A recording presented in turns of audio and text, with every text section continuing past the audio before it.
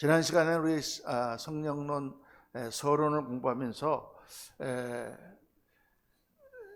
성령론이 왜 중요한가, 성령에 대해서 왜 우리가 알아야 되는가, 우리가 다음 시간에 공부하겠습니다마는 성령이 하시는 역할을 보면 우리 성도 가운데 일어나는 모든 신앙의 역사들과 우리의 섬김과 우리의 모든 기도와 우리의 하나님과의 교통에 다 관계하시는 분이 성령님이세요. 우리를 인도하시는 분도 성령님이시고, 우리를 부흥케 하시며 우리로 하여금 더 하나님께 가까이 나가게 하시고, 우리를 성화시키시며 우리를 구원하시고 우리를 영원하게 하시는 모든 역사를 그분이 하시고 그분이 주관하시기 때문에 성령에 대하여 우리가 잘 배워야 된다.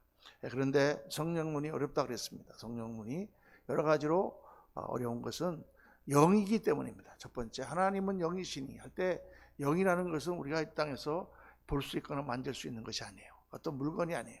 우리가 어떻게 확실하게 설명할 수 있는 것도 아니에요. 우리 인간이 이성을 가지고 생각하지만 그 생각 깊이, 생각 너머에 있는 어떤 하나님, 이 모든 물질과 시간을 초월하는 그러한 영이라는 것이 있습니다. 그 영을 우리가 받고 우리 영이 끼일 때 영이신 하나님을 만나게 되고, 정말 아무리 세상에서 증명하고 보이라 그래도 알 수 없는 그 하나님을 우리가 깨닫게 되고 그 하나님 앞에 엎드리게 되죠. 그래서 이 영이라는 것 자체가 말로 설명하기가 어렵고, 성경에 나와 있는 성령님은 하나님이나 또 성부 하나님이나 성자 예수 그리스도보다도 훨씬 더 그 기록한 내용이 적을 뿐 아니라 성령님이 역사하시는 부분은 항상 사이드에서 본인이 내가 뭐다 이렇게 설명하는 것보다는 다른 관계적인 영으로서 역사하시기 때문이다. 성령은 관계영이다. 삼위일체 하나님이 성령 안에서 하나가 되고 예수께서 이 땅에 오셨을 때 하나님과 성령 안에서 교통하셨죠. 우리 성도님들이 나가서 서로 사랑하고 같이 우리가 교회를 세울 때 우리 안에 뭐가 있어야 됩니까? 성령의 교통하심이 있어야 돼요. 예배를 드릴 때 성령의 충만함으로 목사가 설교하고, 우리 성도님들은 성령의 충만함으로 그 말씀을 받으며 영적인 교제가 일어나야 되는 것입니다. 하나님 앞에 나와 기도할 때 영으로 충만해서 하나님과 영적인 교통을 할 수 있어야 돼요. 내가 생각하는 것 그것만 갖고 기도하는 게 아니라 그 생각 너머에 계신 하나님, 모든 상황을 뛰어넘는 하나님을 만나고 보고 하는 모든 것이 성령의 역사입니다. 성령에 관하여 말씀할 때 중요한 내용을 지난주에 한번 말씀하셨는데 여러분 기억하실지 모르겠어요. 성령은 뭐하러 오신 분이다? 예수 그리스도를 증거하러 오신 분이다. 왜? 예수 그리스도가 바로 문이시기 때문에. 예수님이 요한복음 10장 9절에 내가 문이니 곧 나로 말미암아 들어가는 자는 구원을 얻고 또 들어가며 나오며 꼴을 얻으리라. 예수님이 문이세요. 우리가 하나님께로 나갈 수 있는 길은 오직 예수 그리스도로만 하나님 앞에 나아갈 수 있는 줄로 믿습니다. 아멘입니까? 사도행전에 사도 바울이 다른 이름을 하나님이 주신 적이 없다. 다른 이름을 주신 적이 없습니다. 다른 어떤 길로 우리가 하나님께 나아갈 수 있는 어떤 길이 있을 수가 없어요. 우리가 다 죄인인데 우리의 죄를 사함받을 수 있는 길이 없습니다. 우리가 하나님께 나가려면 죄를 다 씻음받아야 되는데 그 죄를 씻을 수 있는 길은 오직 우리 주 예수 그리스도의 십자가 보혈, 그 속죄만이 우리의 죄를 씻을 수 있는 줄로 믿습니다. 아멘. 그게 너무 중요한 거죠.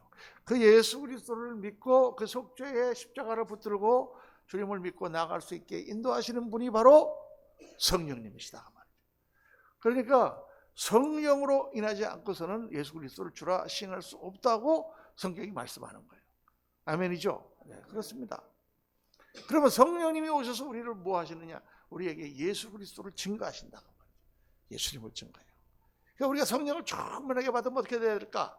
더 예수님이 믿어지고, 더 예수님이 사랑이 되고, 더 예수 그리스도의 뜻이 깨달아지고, 더 예수님이 하신 일, 누구든지 나를 따라오려거든 자기를 부인하고 자기 십자가를 지고 나를 따를 것이니라 하신 그 말씀을 따라 순종해야 되죠. 할렐루야. 그 예수님을 사랑하여 예수님을 따라 십자가를 지고 순종하고 예수님이 이루고자 하는 그 일을 나의 삶을 헌신하여 드리고, 그렇게 예수님을 증거하는 것이 성령의 역할이다 그 말이에요. 그런데 사람들은 성령의 충만함을 받으면 뭐를 관심을 가지느냐? 충만함을 받아가지고 능력을 받아서 어떻게 하면 더 잘 먹고 잘 살고, 어떻게 하면 더 건강하고, 어떻게 하면 이 땅에서 더 높아지고 요거에만 관심을 가진단 말이에요. 그게 문제다 그랬죠. 그게.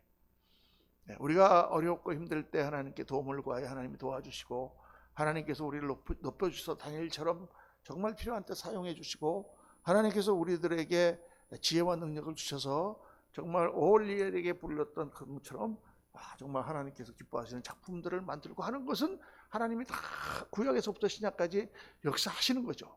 하나님이 사역의 영으로 역사하시는 거죠. 그런데 신약시대에 가장 중요한 것은 그 예수의 영을 충만히 받으면, 성령을 충만히 받으면 예수님이 깨달아지고 예수님의 사랑이 깨달아지고 예수님의 희생의 가치가 깨달아지고 예수님의 십자가의 고귀함이 깨달아지고 그래서 나도 십자가를 지고 주님 앞에 더 가까이 나가며 더 성화되며 더 거룩해지고 더 하나님의 영광을 나타내는 삶을 사는 쪽으로 가는 것이 올바른 성령 충만이죠. 그런데 성령이 충만하게 받아서 성령 주세요, 성령 주세요. 왜? 그래 갖고 돈도 많이 벌고 그래 갖고 조금 더 좋은 학교 가고 그래서 좀 더 건강해져 가지고 신나게 놀아보려고 성령 충만한다고 그러면 그건 엉터리인 거죠. 근데 그렇게 우리나라가 됐었잖아요. 세계적으로 그렇게 잘못된 오순절 운동이나 잘못된 성령 운동이 그렇게 만들었잖아요. 그래서 실패하는 것입니다. 그래서 성령 충만 받고 예수 막 믿는다 그러고는 섬기는 게 뭐냐? 바알을 섬겨. 바알이 뭐예요? 바알이 풍작의 신이에요. 풍작의 신. 추수 많이 거둬가지고 잘 먹고 잘 사는 게 그게 바알 신이에요. 아세라 여신이 뭐예요? 아세라 여신이 생산의 여신이에요. 새끼 많이 낳고 소들이 새끼 많이 낳고 자식 많이 낳고 그래갖고 집안이 커지고 힘을 얻고 그 바알과 아세라가 천상에서 교접할 때 비가 오고 풍성한 게 내리니까 육체의 신, 음란한 신. 그래서 어떻게 돼요? 다 그렇게 지상의 축복을 구하는 그러한 신앙을 가진 사람들은 다 타락하는 거예요. 그래서 전부 물질을 구하고 육신적으로 타락해서 도덕적으로 음란한 그런 짓을 하고 사람들에게 그렇게 받고 하는 그런, 우리가 보기에 정말 치부가 왜 나타나느냐? 성령을 충만하게 받고 그것이 예수를 증거하고 주님의 십자가를 증거하는 쪽으로 가지 않고 이 땅의 영화, 이 땅의 물질, 이 땅의 건강 그렇게 가기 때문이다.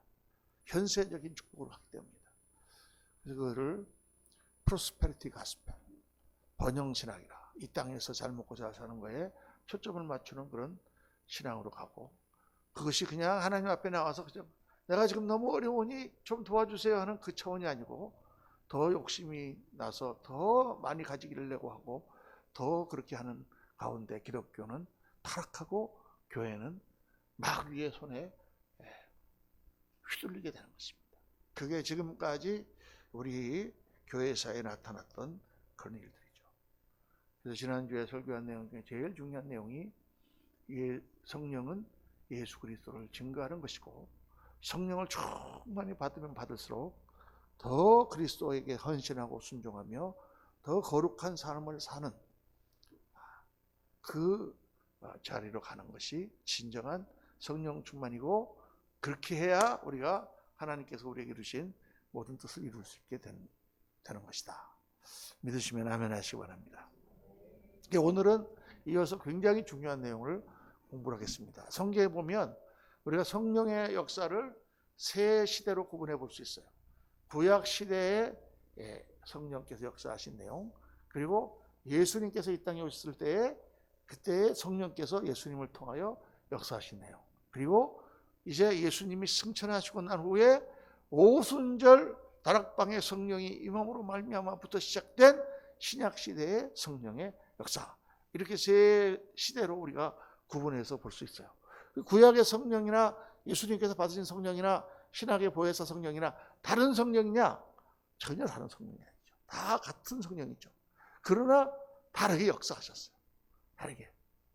그래서 이제 오늘 하나씩 차례로 여러분과 함께 묵상해 보려고 합니다. 구약에 나타난 성령.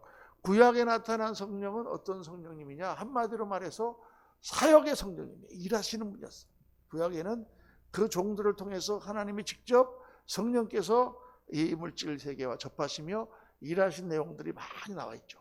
그래서 제일 처음 성경에 기록된 게 성령의 창조 사역입니다. 창조 사역. 창세기 1장 2절 다 같이 시작. 땅이 혼돈하고 공허하며 흑암이 깊음 위에 있고 하나님의 영은 수면 위에 운행하시니라. 이 수면이 그냥 물이 아니라 여기서는 제가 생각하는 것은 물질이다. 하나님의 하나님이 지으신 그 공허함 가운데 성령께서 그 가운데 역사하셨다라는 그런 뜻이다. 이렇게 우리가 해석을 할 수가 있습니다. 그러니까 처음부터 삼위일체 하나님의 역사가 창세기에 나타나 있는 거죠. 그러니까 이 하나님의 영은 왜 하나님이 성령으로 존재하게 되느냐? 하나님이라는 존재가 우리에게 느껴지기 위해서는 영을 통해서 그분을 만나야 되기 때문입니다. 그리고 나 한 사람만 만나는 게 아니고 모든 사람이 다 하나님을 만나잖아요. 동시에. 이게 영이시기 때문에 가능한 거죠. 시공을 초월한 영이시기 때문에. 우리가 여기서 기도하나 미국에서 기도하고 저 호주에서 기도하고 저 아프리카에서 기도하고 똑같이 기도를 할 때 그 기도가 한꺼번에 하나님께 상달되는 것은 뭐예요? 시공을 초월한 그런 역사인 거죠. 그게 영의 역사예요. 그 영이 영으로 우리에게 오시는 분이 바로 성령입니다. 그래서 이 우주를 창조하실 때 성령께서 그 가운데 운행하셨음을 성경이 말씀하고 있습니다. 그 다음에 구약에 나오는 예언들과 구약에 나오는 성경을 기록한 모든 것들은 다 성령님이 하신 거죠. 모세가 산에 올라가서 하나님을 맞았을 때 하나님이 쓰셨다. 하나님이 모세로 하여금 쓰게 하셨다 하는 모든 역사는 성령님이 하신 거예요. 사무엘상 10장 6절 보면 다 같이 시작. 내게는 여호와의 영이 크게 임하리니 너도 그들과 함께 예언을 하고 변하여 새 사람이 되리라. 이 사무엘상 10절에 사울에게 하나님께서 하신 말씀인데 너에게도 하나님의 영이 임하실 것이다. 사울이 됐건 다윗이 됐건 누가 됐건 하나님의 영이 그에게 임하면 그가 그때 하나님의 영을 충만하게 받아서 하나님의 일을 하고 예언을 하고 또 이런 여러 가지 성경을 기록하고 하는 일들을 했죠. 그렇죠. 뭐 이거 다 우리가 아는 겁니다. 또 특정한 사람에게 능력과 기술을 주세요. 삼손에게 능력을 주시니까 삼손이 성의 하나님의 영으로 충만하여 당나귀 특별을 가지고 100명을 때려 죽이는 괴력을 발휘하는. 성령으로 충만하니까 성문짝을 뜯어가지고 어깨에다 메고 갔다. 삼손이 뭐 어마어마한 장사였겠지만 성령이 충만했어요. 그러다가 구약에 보니까 삼손이 하나님의 말씀을 불순종하고 하나님과의 언약을 어기고 나시린의 약속을 어겼을 때 어떻게 됐습니까? 그 머리카락 세월을 뽑아가지고 약속을 어긴 앞으로 블레셋 사람들에게 주니까 삼손의 힘이 다 빠져버렸어요. 하나님의 성령이 떠나갔어요. 떠나가니까 그 힘이 다 빠져서 보통 사람처럼 돼서 삼손이 그들에게 체포가 돼서 두 눈을 뽑히고 그리고 연자 맷돌을 돌리는 그런 신세가 되죠. 그러다가 그가 그 안에서 다시 회복하면서 하나님께 회개하면서 그의 머리가 자랐다. 아주 이 머리에서 힘이 나오는구나 하고 아주 그 사람들이 머리를 빡빡빡 밀어버렸어. 그러다가 이제 맷돌을 돌리는 동안 머리가 자라는 걸 몰랐지. 그러나 머리에서 힘이 나오는 게 아니죠. 그 머리는 뭐에 표셨어요? 그 머리는 뭐에 표셨어요? 하나님과의 약속에 표셨어요. 삼손이 머리가 빠져가지고 대머리가 됐기 때문에 힘이 안 나온 게 아니에요, 여러분. 그죠? 삼손이 그 머리는 나시린으로 삭도를 내지 말라는 나시린의 약속의 한 모양이다 그 말이에요. 나시린의 약속이었어요, 하나님과. 그런데 그렇게 계속 그가 술 먹고 그렇게 여자를 탐하고 이렇게 돌아다닐 때 하나님이 참고 기다리면서 그를 계속 쓰시다가 마지막에 드릴라의 꼬임에 넘어가서 머리를 벨 때 하나님과의 언약이 파괴되고 하나님의 신이 그를 떠나갔어요. 그러니까 그렇게 비참한 지경에 빠졌다가 그때 머리가 자라면서 삼손이 회개하고 하나님이여 나에게 한 번만 더 하나님의 영이 임하셔서 나에게 한 번만 더 하나님 기회를 주십시오. 그때 성령이 그에게 임하시니까 완전히 힘이 없어져 버렸던 삼손이 팍 힘이 생겨서 그 기둥, 그 성전을 받치고 있는 기둥을 꽉 잡아서 쓰러뜨려요. 그래서 그 기둥이 무너지면서 그 안에 있던 블레셋 사람들이 다 죽였다. 그 삼손의 이야기죠. 그렇게만 삼손만 그랬습니까? 사울도 마찬가지. 기드온도 마찬가지. 기드온에게 성령이 임하니까 기드온의 엄청난 용사 그런 능력이 나타나고 지혜가 나타나서 적군을 다 물리치는 역사들이 계속 사사들에게 나타나고 사무엘에게 나타나고 또 사울에게 나타나고. 근데 사울이 하나님께 불순종하죠. 하나님과의 약속을 사울이 지키지 않습니다. 하나님의 명령을 지키지 않습니다. 작은 명령이지만 하나님과의 언약을 지키지 않을 때 나중에 보면 알겠지만 하나님의 영이 사울에게서 떠나가고 하나님의 불의신 악신이 사울을 돕니다. 한때 성령이 충만했던 사람이 악신에 사로잡혀서 미친 사람처럼 된다. 한때 성령에 충만했던 죄종이 성령이 떠나가고 악신에 사로잡힌 것처럼 거짓말을 하고 악한 짓을 한다. 그런 일들을 우리가 보지 않습니까? 무서운 일이죠. 신약시대 성령은 떠나지 않는데 사역의 영이라는 건 그런 거예요. 사역의 영이라는 건 하나님이 기름을 부어서 그를 사용하셨다가도 그 사역의 영을 거두어 가시면 그 사람의 영향력의 능력이 없어집니다. 은사도 마찬가지. 하나님의 은사도 마찬가지입니다. 우리가 간절히 기도할 때 하나님이 우리의 기도를 들으시는 것은 그것은 하나님께서 기도 응답을 해주시는 거예요. 내가 몸을 낫게 해주세요 기도했더니 그분이 그 기도를 들으시고 그 사람을 낫게 해주신 것은 기도를 응답해 주신 거예요. 그렇죠. 그런데 어떤 경우는 특별히 하나님께서 신유의 은사를 주셔서 그 사람이 가는 곳마다 그 사람이 믿음이 없어도 병이 막 나. 하나님의 신기한 능력이죠. 그런데 계속 그 사람이 성령 충만해서 계속 그 능력을 갖고 있으면 얼마나 좋겠습니까? 그렇지 않을 때가 많은 거예요. 한때 그 사람이 손만 얹으면 병이 낫지만 시간이 지나면서 무슨 일이 일어나는지는 우리는 모르지만 그 하나님의 베풀 순종하고 하나님의 뜻이 어긋났을 때 그 은사를 걷어가세요. 근데 이 사람은 계속 자기가 신유의 은사가 있는 줄 알고 가서 기도하지만 낫는 사람이 없습니다. 어쩌다 낫는 사람이 있어도 그게 다른 상황으로 낫는 거지 성령의 은사로 낫는 게 아니에요. 그러니까 그런 은사가 항상 우리에게 있는 게 아닙니다.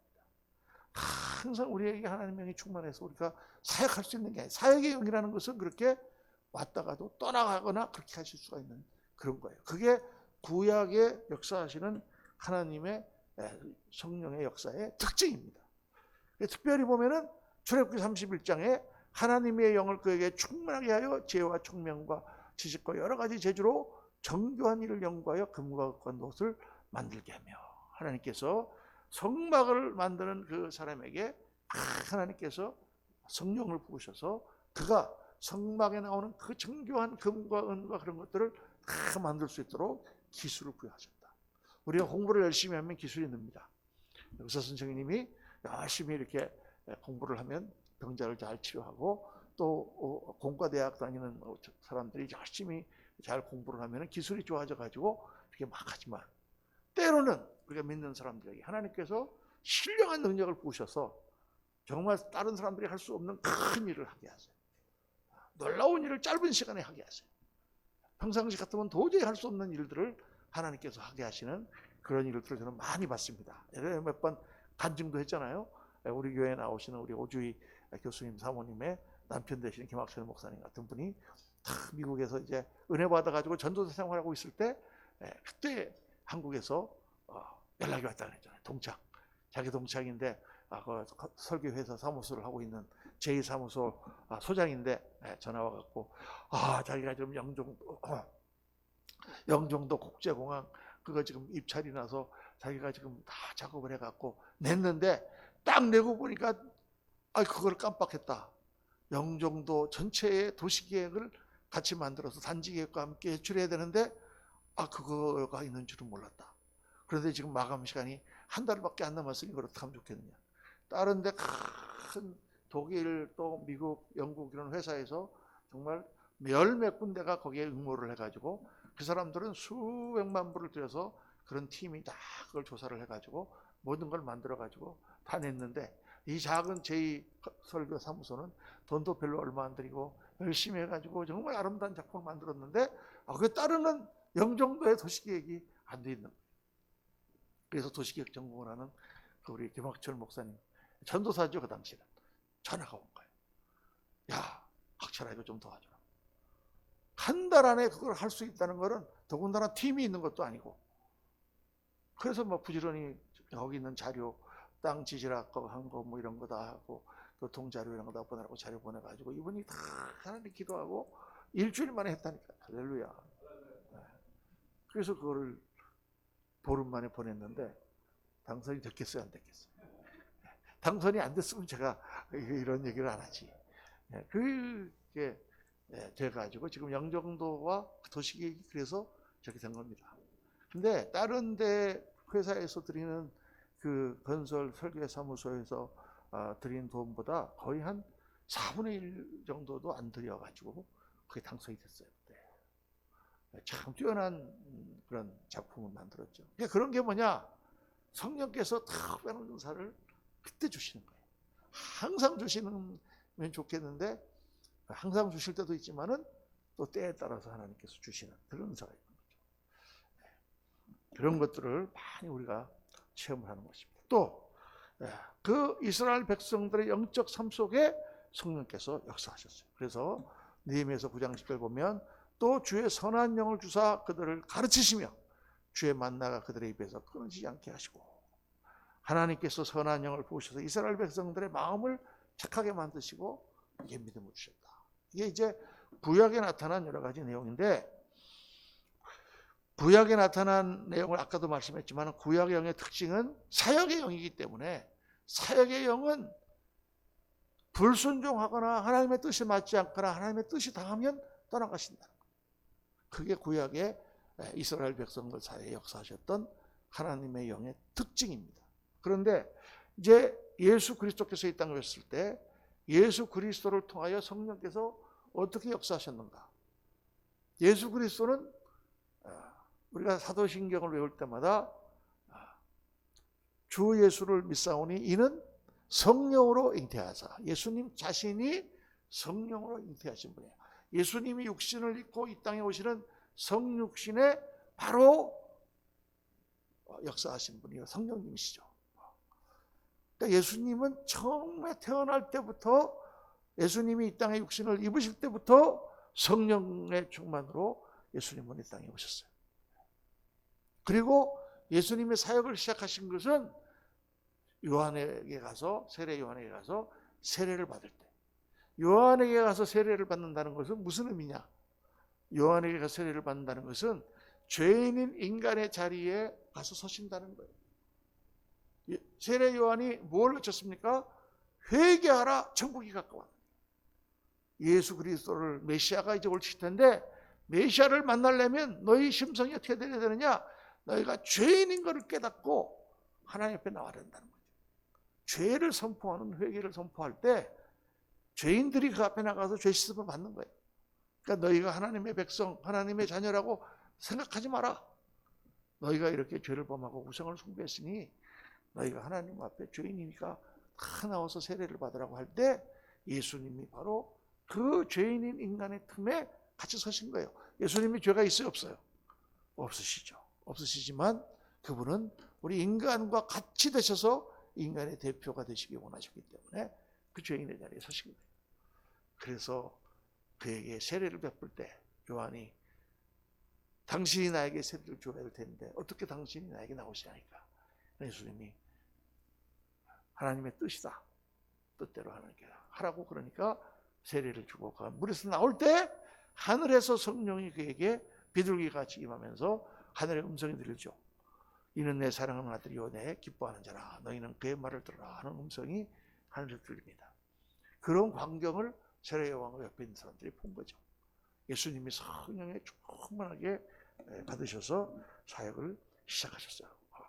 예수께서 세례를 받으시고 물에서 올라오실 때 하늘이 열리고 하나님의 성령이 비둘기같이 내려 자기에게 마심을 보시다니. 그리고 나서 예수님이 어떻게 되셨죠? 그리고 나서 그 다음에 바로 어떻게 하셨죠? 성령의 이끌림을 받아 광야로 나가셨어요. 마가복음 1장 12절 보면 세례를 받으시자마자 성령이 곧 예수를 광야로 몰아내신지라. 몰아내신지라, 이 단어가 아주 중요합니다. 이거 영어로 드라이브 했다. 몰라서 예수님을 광야로 몰아냈다. 예수님이 성령의 충만함을 받고 성령의 인도하심을 따라서 광야로 나갔다. 광야에 나가서 뭐 하려고? 40일 금식하시며 사탄 마귀와 싸우시는 역사를 예수님이 시작하셨죠. 사도행전에 보면 그런 얘기가 나오죠. 빌립이 전도하려고 나왔을 때 성령께서 그를 인도하셔서 광야로 가라. 광야로 갔더니 거기가 또 마차 하나가 지나가잖아요. 그 마차가 보니까 이디오피아의 여왕 간다게의 국고를 맡은 내시가 6월절에 유대인이었던가 봐요. 6월절에 왔다가 돌아가는 그 내시를 만나서 지나가다가 이렇게 보고 있으니까 무엇을 읽고 있어요? 뭘 읽느냐? 이사야서를 읽고 있다. 그 내용을 다 이해하느냐? 내가 가르쳐주는 사람이 없으니 어떻게 이해하겠느냐? 그랬더니 올라오라 그래서 마차에서 그 이사야서에 나오는 말씀을 설명하면서 바로 이사야서 53장에 나오는 그 고난받는 종이 바로 예수 그리스도고 그분이 십자가에서 우리를 사하셨다. 그 말을 듣고 이분이 예수 그리스도를 영접하고 가다가 물이 있음에 오아시스를 만나니 내려서 물에 들어가서 세례를 받고 교인이 되잖아요. 그렇죠. 그래서 그가 이디오피아로 가서 이디오피아가 일찍이 기독교 국가가 됩니다. 근데 이런 역사를 보면은 성령이 빌립을 인도하세요. 그렇게 인도하는 것처럼 예수님은 성령의 인도하심을 받으셔서 사역하셨다. 또 예수님의 모든 사역은 성령의 능력과 권세로 하신 것이다. 성경에 보면 특별히 누가복음 4장 18절에 예수님께서 갈릴리 가나 그 나사렛에 있는 회당에 들어가셔서 이 말씀을 읽으시는 거예요. 주의 성령이 내게 임하셨으니 이는 가난한 자에게 복음을 전하게 하시려고 내게 기름을 부으사 눌린 자를 자유케 하고 갇힌 자를 풀어주는 그런 사역을 하셨다. 주의 성령이 내게 임하셨으니 하고 바로 이 메시아를 가리키는 그 말씀을 그 나사렛에서 선포하죠.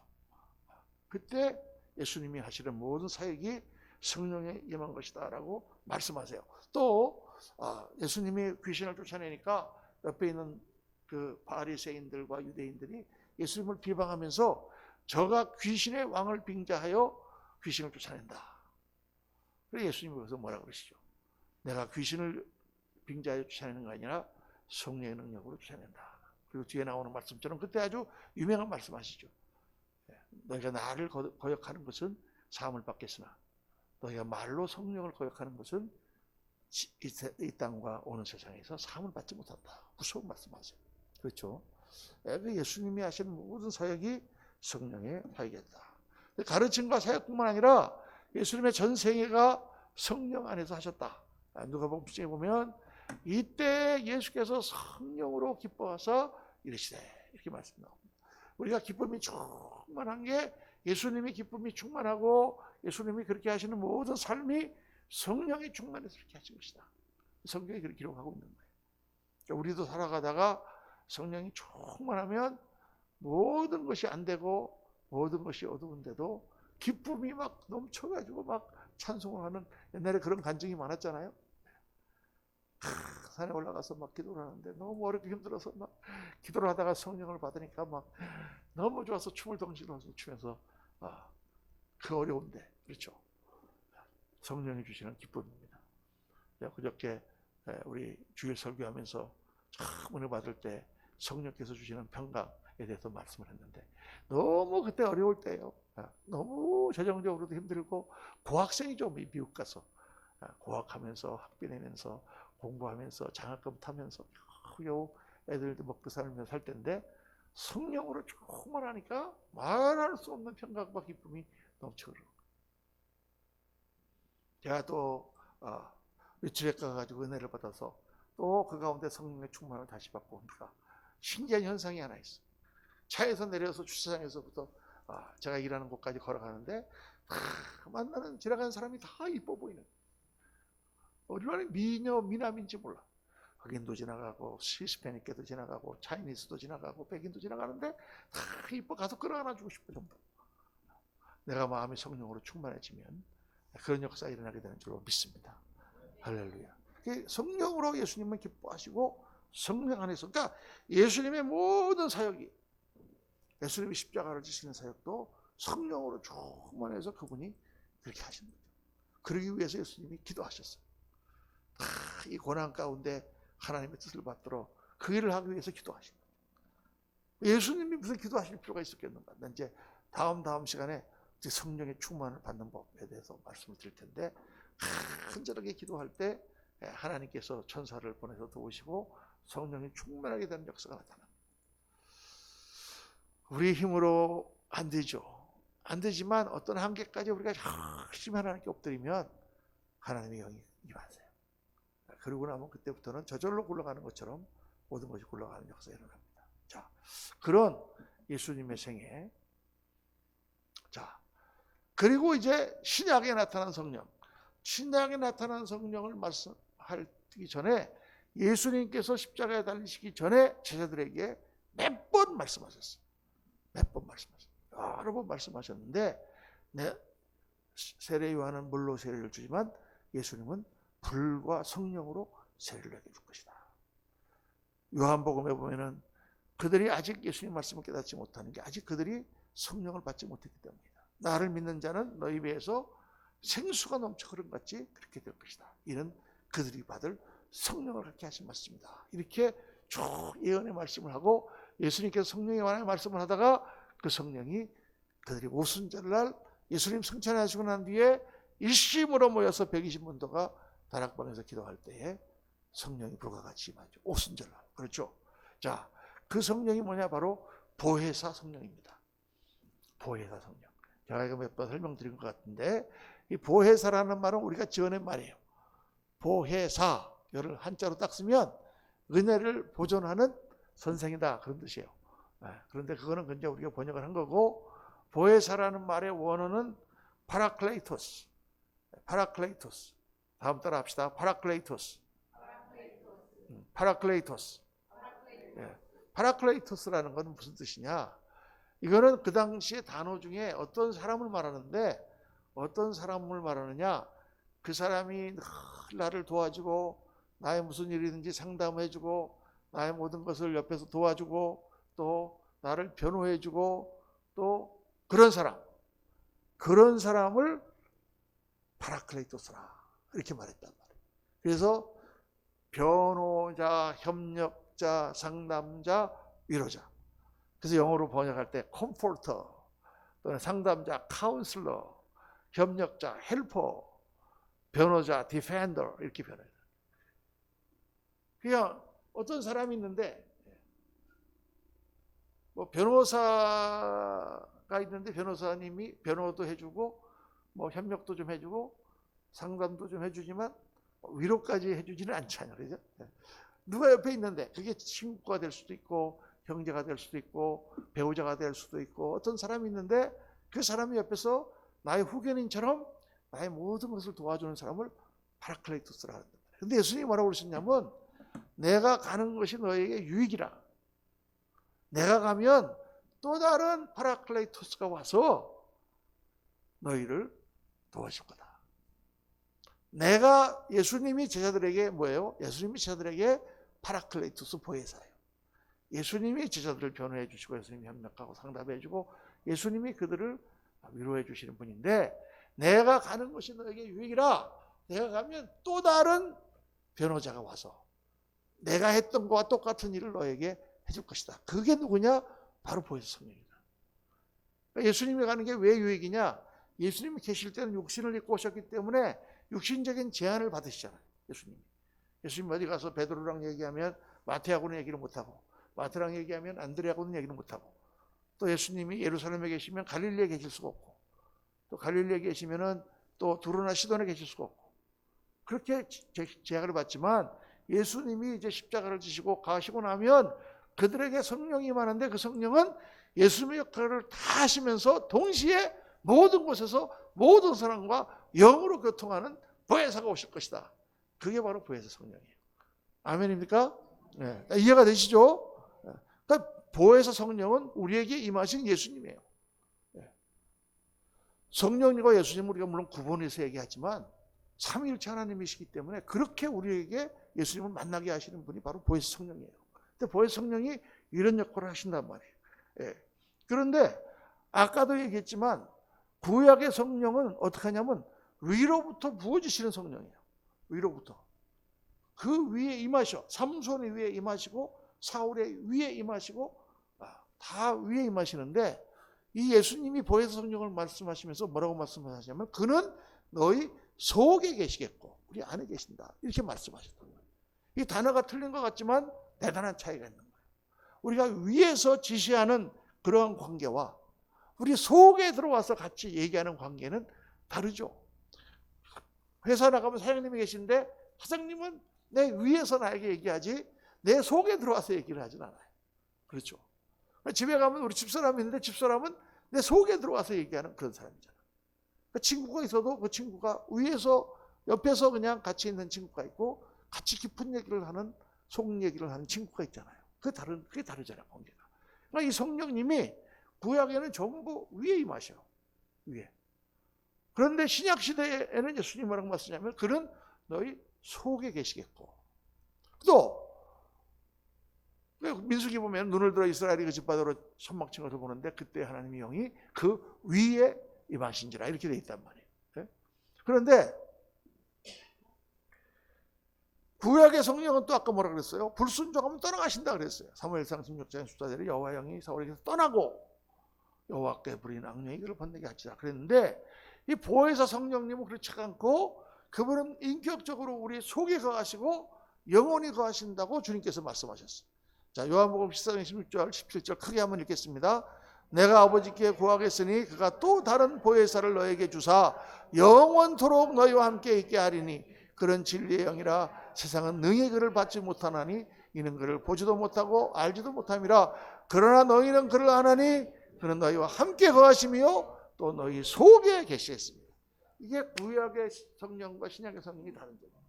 구약의 성령은 모든 사람에게 임하지 않고 특정한 사람에게 주로 임했습니다. 그리고 속에 거하지 않고 위에 임하셔서 그들을 사용하셨어요. 사역의 성령이에요. 근데 신약은 사용도 하시는데 사용하시기 이전에 우리 안에 들어오셔서 나랑 인격적인 관계를 맺으시고 사랑하시는 그런 성령이란 말이에요.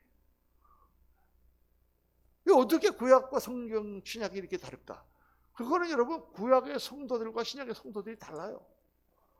구약의 성도들은 하나님으로 택함받은 백성들이지만 그들은 예수 그리스도의 십자가의 약속을 멀리서 보고 율법을 지키며 하나님께 나갔던 백성들이고 우리들은 예수께서 십자가를 지시고 그 보혈의 공로를 힘입어서 예수를 믿고 하나님의 자녀가 된 사람들이 달라요.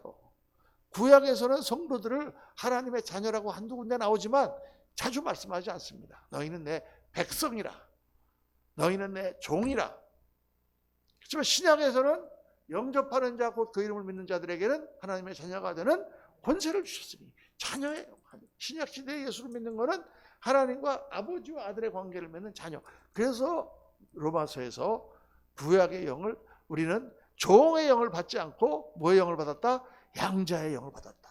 우리는 자식이다. 그러니까 신약 시대에 우리가 예수 그리스도를 믿고 우리가 받는 성령은 구약 시대 때 우리에게 사역적으로 임했거나 또는 우리 위에 임해서 우리를 사용하시다가 우리가 불순종하면 떠나가는 그런 영이 아니고 신약 시대의 보혜 성령은 우리 안에 들어오셔서 우리와 만나시고 우리를 위로하시고 우리를 상담하시며 우리를 변호하시고 우리를 도우시고 우리를 영원토록 하나님께 데리고 갈 도장을 찍는 그런 영이라고 성경이 말씀하고 있어요. 할렐루야. 그러니까 구약의 성령과 신약의 성령은 똑같은 성령이지만 하나님의 구원 역사와 그 경륜 가운데 이 시대에 태어난 우리는 얼마나 은혜를 많이 받은 사람들인지 모릅니다. 그래 히브리서에 그렇게 말씀하고 있는 거예요. 구약에 있는 성도들이 다 약속은 받았지만 약속을 다 받았지만 그들이 그 증거는 받지 못했지만 우리는 어떻게 해요? 우리는 그 약속과 증거를 다 우리를 위하여 다 증거하는 거예요. 구약의 선지자들이라든가 구약의 모든 역사가 이 신약 시대 그리스도의 십자가의 은혜를 입고 하나님 자녀가 되는 사람들을 위하여 다 하나님께서 그것을 예비해 놓으신 것이다 라고 말씀하는 것입니다. 야, 그러니까 이게 얼마나 놀라워요. 그래서 신약 시대에 우리가 받는 영은요, 하나님의 성령의 도장을 찍는 거나 마찬가지예요. 예수 그리스도를 믿기만 하면 그 영이 우리 안에 들어오셔서 하나님의 자녀로 우리를 삼아주시고 하나님을 깨닫게 하시며 영원토록 우리와 함께 계신다고 약속을 했기 때문에 그리스도의 사랑에서 누구를 끊으리요? 우리가 절대 하나님의 사랑에서 끊어지지 않는다는 확신을 가지고 우리가 신앙생활을 하는 것입니다. 할렐루야. 그런데 제가 여기서 중요한 얘기를 오늘 말씀드리고 말씀 마치려고 해요.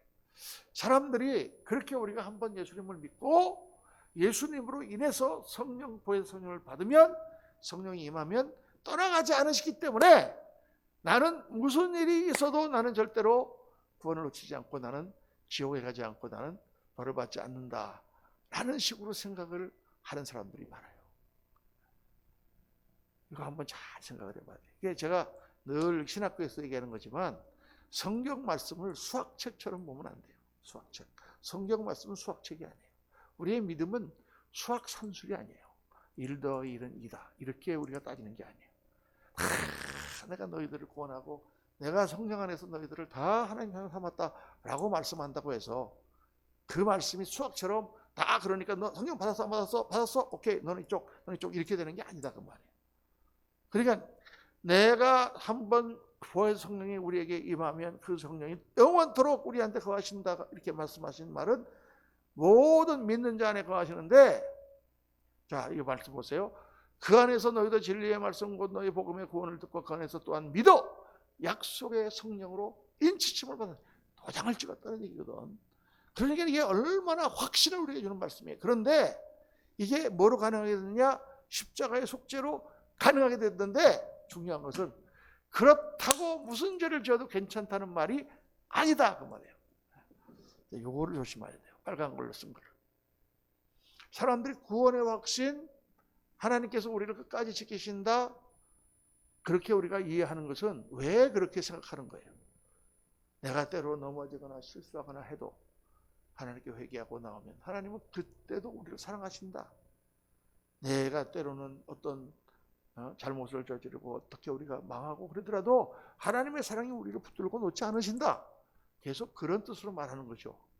하나님이 그렇게 우리를 꼭 붙들고 계신다.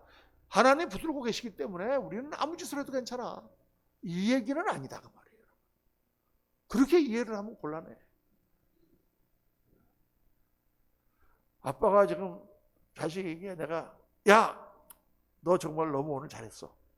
너 뭐든지 필요한 거 있으면 다 말해. 내가 다 사줄게. 그랬다고 뭐 아빠가 다 사준다 그랬다고 뭐 지금 나한테 뭐 러시아를 사주세요. 그럼 사줄 수 있습니까 내가? 네? 미국을 사주세요. 그럼 사줄 수 있어요? 아니 수학적으로 계산하지 말라니까. 하나님의 말씀은 메시지란 말이에요. 메시지. 이게 성경을 이렇게 잘못 이해하면요. 모세가 10가지 재앙을 내렸어. 그랬더니 애굽에 있는 모든 가축들이 불우박을 맞아서 다 죽었더라 그랬어. 다 죽었더라고 성경에 써 있었어요. 다 죽었더라. 그러면 애굽에는 소나 양이 남아있을까 안 남아있을까? 안 남아있어야지. 그런데 그 재앙이 끝나고 나서 이제 모세가 떠나려고 그러니까 어떻게 했어요? 하나님께서 애굽 사람들에게 말하여 그들의 소와 양을 취하여 나가겠단 말이에요. 아니 그 소와 양이 갑자기 어디서 생긴 거야? 어디서 수입해 왔나? 그러니까 어떤 사람은 그러니까 그게요. 보니까 들판에 있는 건 다 죽었는데 부르박이 떨어졌잖아요. 그러니까 축사 안에 들어있는 거는 안 죽었어요. 그때 무슨 축사가 어디 있어요? 그러니까 성경은 수학책이 아니단 말이에요. 그때 애굽에 있는 소와 말들이 다 죽었더라 그 말은 많이 죽었더라 그 말이에요. 그게 우리의 인간이 표현하는 방법이란 말이에요. 내가 나가가지고 갑자기 바깥에서 불이 났어요. 막 뛰어들어가지고 지금 큰일 났어요. 태풍이 불었어요. 홍수가 났어요. 그러면 온 세상이 다 물난리예요. 온 세상이 다 물난리. 그러면 미국도 물난리, 러시아도 물난리, 세상이니까. 그렇게 생각하겠어요? 북한도 물난리, 남한도 물난리, 부산도 물난리, 인천도 물난리입니까? 그 얘기가 아니죠. 온 세상이 다 물난리예요. 그러면 지금 이 주위에 물이 꽉 찼다는 얘기지. 그런 표현이죠. 그러니까 그렇게 우리가 들어야지 그거를. 아빠가 너 필요한 거 뭐든지 다 사줄게. 어떻게 다 사줘 내가. 가진 돈이 몇 개 없는데. 그 말은 그만큼 내가 너희를 해주겠다 그런 뜻이잖아요. 그러니까 이 인간의 말은 다 그런 거예요. 인간의 말은. 그러니까 영원토록 너희를 떠나지 않으신다. 그 말은 우리에게 확신을 주는 말씀이고 정말 하나님의 영이 우리를 인치셔서 우리를 하나님을 잡으셨구나. 할렐루야, 감사합니다. 그렇게 나가다라고 하나님 말씀하신 거지. 거꾸로 그러니까 무슨 죄를 져도 나는 괜찮아. 나는 한번 예수를 믿었으니까 이제는 아주 개판치고 살 거야. 왜? 영원토록 안 떠나간다며. 이렇게 생각하면 안 된다. 거꾸로 생각하면 안 돼요. 사람이 말귀를 잘 알아야 된다. 말귀를. 그러니까 성경에 그런 거 있잖아요. 왕이 그 어떤 하인 그 신하가 있는데 그 신하가 10,000달란트를 빚졌잖아요. 10,000달란트를 갚아라 그러니까 못 갚잖아요. 와서 자기 몸도 팔고 다 팔고 그러겠다 그러니까 다 사면해 줬어. 그래, 나 안 갚아도 된다. 그럼 끝났잖아요. 그런데 이 사람이 나가다가 자기 동반 친구를 만나서 100데나리온 빌리는 거 달라고 막 멱살을 잡고 그 사람을 오게 가두니까 왕이 그 말을 듣고 화가 나서 그 신하를 다시 불러서 너 지금까지 내가 한 건 취소 다 내 그랬잖아요. 그죠? 그 뭐 왜 한 번 한 거 일사부절인데 왜 도로다 달라 그래. 그런 거나 마찬가지예요. 그 말이라는 것 자체가 그게 뭐 사면해 줬다 그래서 그냥 다 사면해. 그 사람이 그 은혜를 깨닫고 그렇게 돼야 되는 거지. 그래서 무슨 죄를 져도 괜찮다고 생각하면 절대 안 되는 거예요. 거꾸로 생각하면 안 돼요. 여기 뭐라고 말씀하냐면 데살로니가전서 5장 19절에 성령을 소멸하지 말며, 이 소멸하지 말라는 말은 무슨 뜻이냐면 억누르지 말라는 뜻이에요. 원래 언어를 보면 억누르지 말아라. 성령을 억누려서 예언을 멸시하지 말고 범사에 헤아려 좋은 것을 취하고 악은 어떤 모양이라도 버리라. 항상 기뻐하라, 쉬지 말고 기도하라, 범사에 감사하라. 이는 그리스도 예수 안에서 너희를 향하신 하나님의 뜻이니라 하고 그 다음에 성령을 소멸하지 말며 예언을 멸시하지 말고 범사에 헤아려 좋은 것을 취하고 악은 어떤 모양이라도 버리라. 건강하게 하는 거죠. 아까 옛날에 제가 말씀드렸지만 해독제가 있어. 해독제가 있으니까 신나. 나는 아무리 독을 먹어도 괜찮아 하고 막 가서 이 독도 퍼먹고 저 독도 퍼먹고 계속 그렇게 살면 되겠어요? 그리고 독에 막 취했다가 또 해독제 먹고 해롱해롱 하다가 살아나고 또 괜찮아 해독제가 있으니까 하고 또 가서 막 퍼먹겠어요? 그렇게 할 수가 없는 거죠. 항상 기뻐하라, 쉬지 말고 기도하라, 범사에 감사하라, 성령의 충만으로 그렇게 하라. 이는 그리스도 예수 안에서 너희를 향하신 하나님의 뜻이니라. 그리고 성령 소멸하지 말며, 성령을 근심하게 하지 말며, 예언을 멸시하지 말고 범사에 헤아려 좋은 것을 취하고 악은 어떤 모양이라도 버리라. 좋은 것을 먹고 운동을 하고 나쁜 거는 먹지 마라. 보약이 있다고 해서 그냥 아무거나 막 먹고 그렇게 하지 마라. 그 말씀이죠. 그러니까 그걸 자꾸 그렇게 생각하면 안 돼요. 그거 갖고 따지는 사람들이 있어요. 이런 사람은 이렇게 구원을 받습니까? 못 받습니까? 그리고 수학적으로 이렇게 따질 수가 있나요? 가봐야 알지. 하나님이 알아서 하시겠지. 하도 막 성령 충만해서 막 그렇게 하다가 그냥 죄를 짓고 회개도 하지 않고 그냥 악하게 막 가는 사람. 그러면서 나는 한번 구원 받았으니까 괜찮아. 구원팝니까? 그걸 어떻게 괜찮다 그러겠어요? 그거는 신학에서 우리가 논리적으로 따질 때는 논리적으로 얘기를 할지 몰라도 실생활에서는 말씀하고 있잖아. 성령을 소멸치 마라. 또 누구든지 말로 인자를 거역하면 사하심을 받되 누구든지 말로 성령을 거역하면 이 세상 보는 세상에 사하심을 얻지 못해. 똑같은 말씀이에요. 예수님을 부인하고 예수님을 핍박하던 자가 나중에 성령이 임함으로 말미암아 회개하고 예수님께 돌아가는 거잖아요. 그렇죠? 그런데 그 성령을 거역하면 어떻게 돼요? 구원을 받지 못하는 거예요. 성령께서 우리 안에 임하셔야 되니까. 그러니까 이 성령을 소멸치 말며라는 단어가요, 수학적인 단어가 아니라 굉장히 시사적인 단어인데 억누르지 말라, 없애지 말라 그런 뜻이에요. 그러니까 이건 수학적으로 지워버리지 말라는 뜻이 아닌 것은 맞긴 맞지만 그렇다고 뭐 그래도 성령은 계속 있다 이런 식으로 굳이 그렇게 얘기할 필요는 없다는 거예요. 또 보면은 에베소 4장 40절에 다 같이 시작. 하나님의 성령을 근심하게 하지 마라. 그래서 너희가 구원의 날까지 인치심을 받아라. 이 두 가지 같이 나와 있어요. 너희가 인침을 받지 않았니? 그러니까 하나님의 성령을 근심하게 하지 마. 너희가 이제 아버지의 자녀가 됐잖니? 아버지의 사랑을 깨달았잖니? 그러니까 아버지의 마음을 근심하게 하지 마.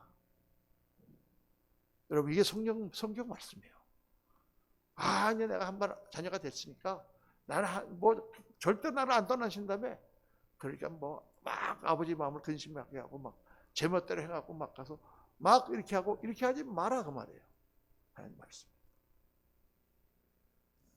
오늘 여러분, 성령이 한번 우리에게 들어오시면은 떠나가지 아니하시고 우리 가운데 거하시며 우리를 인치셔서 하나님께로 인도하신다는 이 은혜의 말씀을 잘 들으면서 절대로 이거를 영어로 abuse, 잘못 사용하거나 이거를 남용하거나 오용하거나 이렇게 하면 안 된다. 이 은혜의 말씀을 받아서 더 하나님께 가까이 나가고 더 감사하고 넘어지고 실망하고 낭망할 때 다시 하나님께 돌아오는 그런 말씀으로 붙들어야 되는 줄로 믿습니다. 오늘 말씀을 잘 여러분 기억하시고 성령을 소멸치 말고 성령을 근심하게 하지 말고 성령을 거역하지 말고 정말 주님의 성령으로 충만해서 하나님 앞에 갔을 때 영광의 면류관 받는 저와 여러분 다 되시기를 예수님 이름으로 축원합니다.